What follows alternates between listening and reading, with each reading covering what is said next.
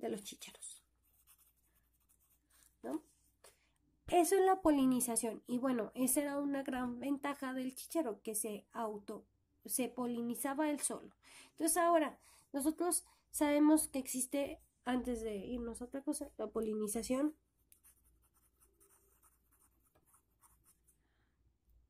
cruzada. ¿Qué implica esto? ¿No?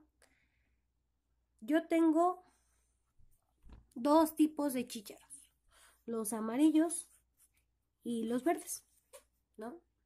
Y pues las dos tienen flores un poco distintas, suponiendo una que sea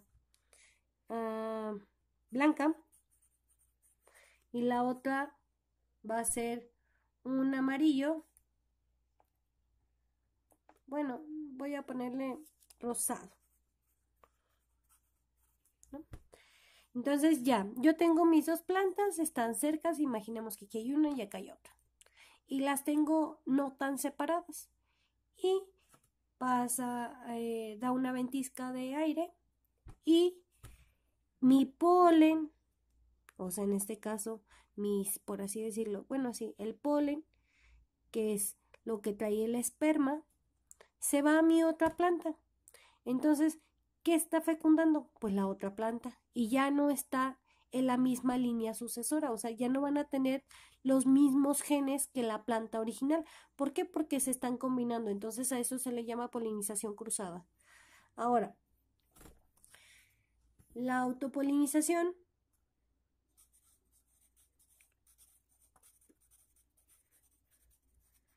era lo que inicialmente les estaba explicando, que aquí mismo sucede la polinización dentro de la planta, no hace falta que haya más plantas, que era una de las grandes ventajas por las cuales escogió Gregor Mendel los chícharos, porque se autopolinizan. Que lógico, existía cruzas porque si yo tengo distintas especies de chícharos en un mismo lugar, se pueden reproducir entre ellas. Por el aire que existe, en este caso no hacía falta que llegara un pájaro a polinizar, que es lo que sucede en muchas plantas que dan fruto. En este caso, aquí nosotros podemos decir que el chícharo es el fruto de esta planta, ¿no? Y es lo que sucede en muchas otras plantas, o sea, necesita que llegue un pájaro a polinizarlas y a partir de ahí se pueden reproducir. Pero en este caso, esta no, esta tenía la autopolinización, entonces no hacía falta que llegara alguien a polinizarla. Ahora, Gregorio Mendel hizo la fecundación cruzada. No se esperó a que tuvieran una polinización cruzada, sino él mismo lo hizo. Entonces, voy a poner aquí las blancas y las rosas, hizo una fecundación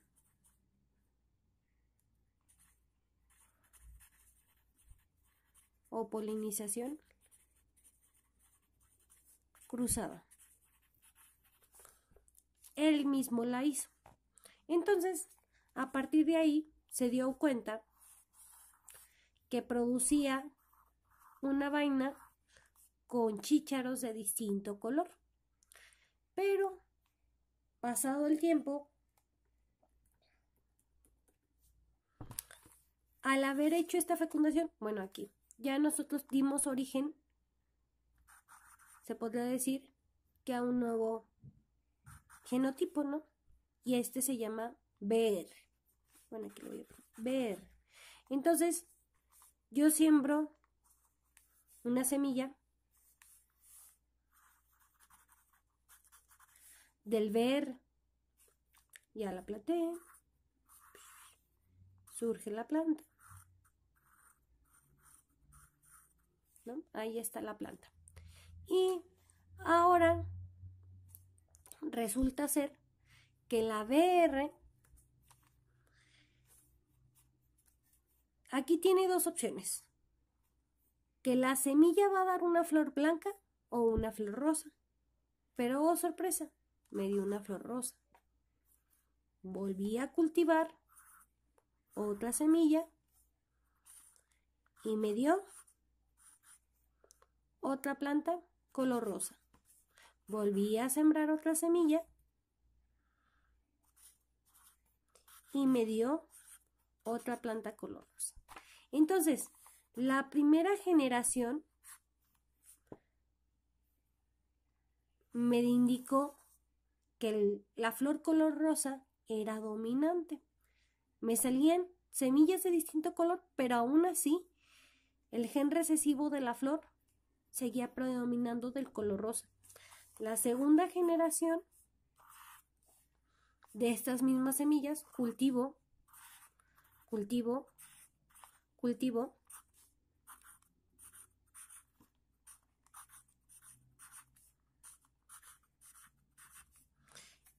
rosa, rosa y blanca.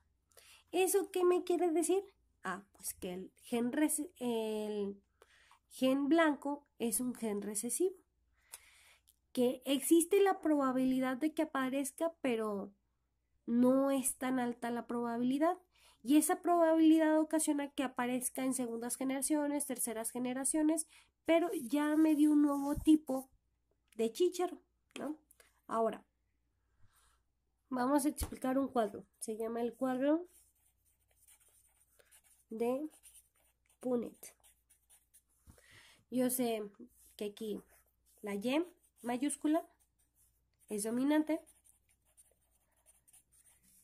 y la Y minúscula es recesivo. Entonces, bueno, aquí voy a hacer mi tabla. Y le voy a poner Y mayúscula, Y minúscula, Y mayúscula, Y minúscula. Entonces voy a combinarlas.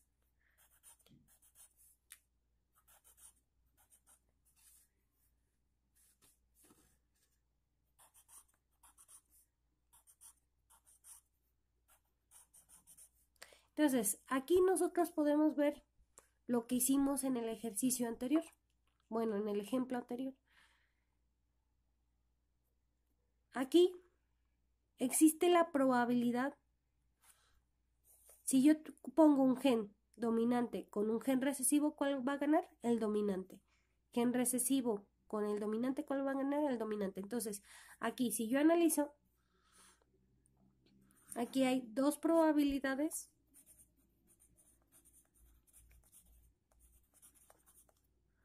de 100 y aquí el 50% de que salga Y.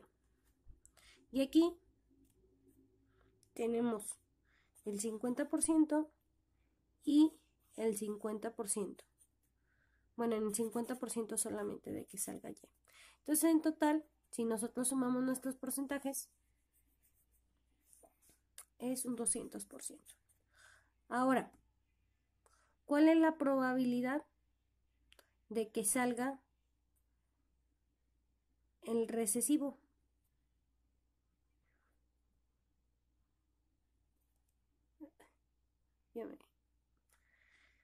Se podría decir que es la misma probabilidad, ¿no? 100 más 50 más 50. Si nosotros habláramos de probabilidades, pero yo sé aquí, y de acuerdo a lo que acabamos de ver anteriormente de los alelos, que mientras yo tenga un gen dominante es el que va a seguir perdurando. ¿Qué es lo que sucede aquí? De 4 opciones que tenemos, 3 veces me aparece el color rosa y una vez el color blanco, y eso es lo que va ocasionando que este pueda en algún momento desaparecer. Ok, ahora vamos a hablar de la dominancia.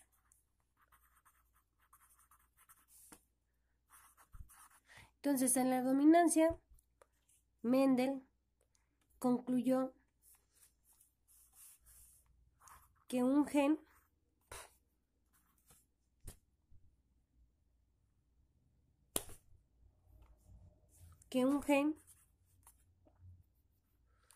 evita la expresión del otro.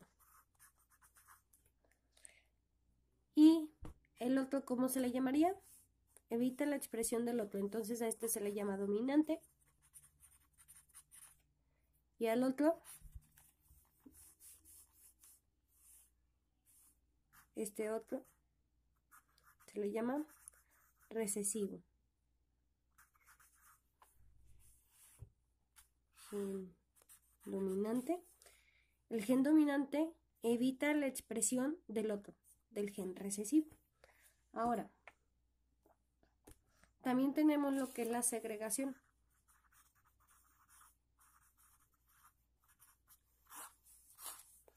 En la segregación, Mendel concluyó que al formarse los gametos,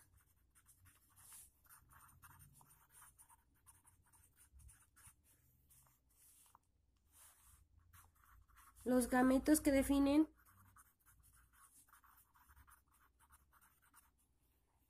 una característica van a distintos gametos.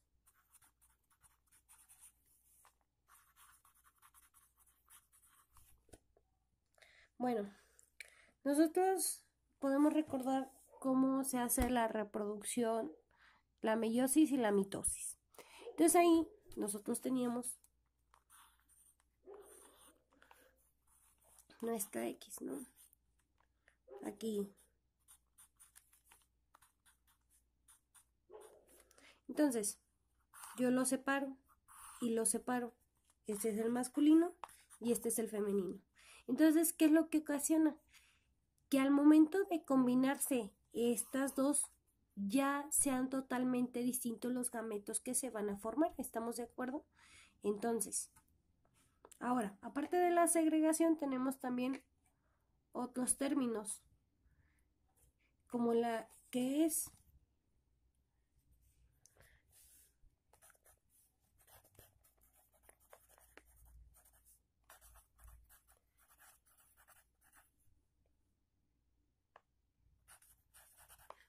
herencia poligénica.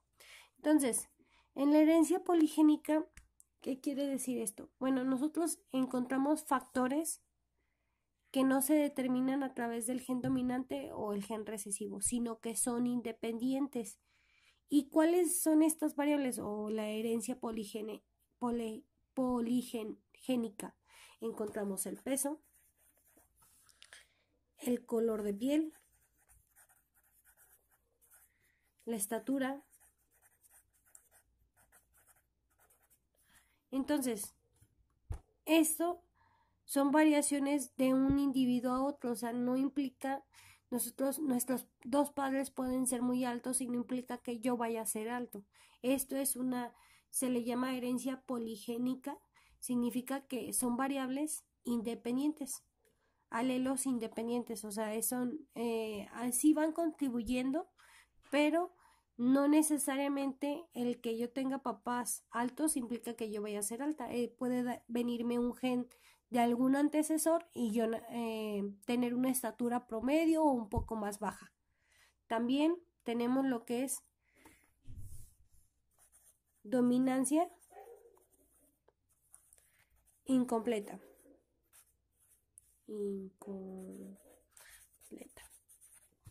Bueno, nosotros ahí tenemos se les llama híbridos, que es un fenotipo intermedio. Entonces, ¿qué quiere decir un fenotipo intermedio? Bueno, nosotros ahí, genotipo interno,